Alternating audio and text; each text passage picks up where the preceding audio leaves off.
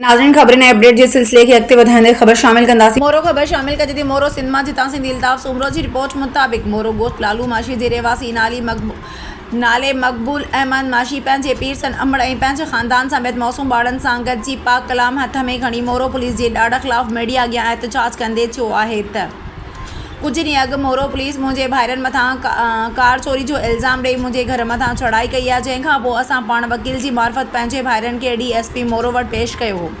जंहिंखां पोइ मोरो पुलिस मुंहिंजे भाइरनि खे ज़बरदस्ती मारकुट करे ॾोह बासण लाइ ज़ोर भरियो, जॾहिं त मुंहिंजा भाइर हिन वक़्तु बि मोरो पुलिस जी कस्टडी में रिमांड ते आहिनि।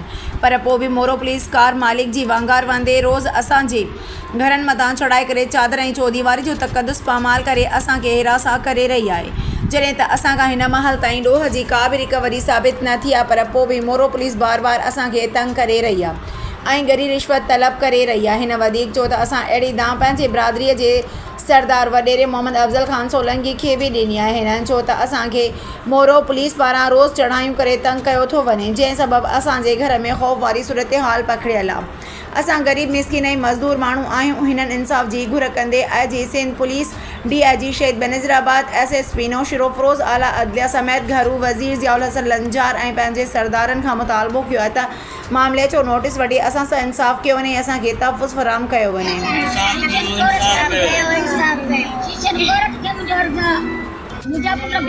मुझे मकबूल अहमद वलद मोहम्मद वारिस माछी वेठल ॻोठ लालू माछी तालुको मोरो ज़िलो नौशहरो फिरोज़। मसइलो इहो आहे त मोरो पुलिस मूंखे तमामु परेशान कयो आहे।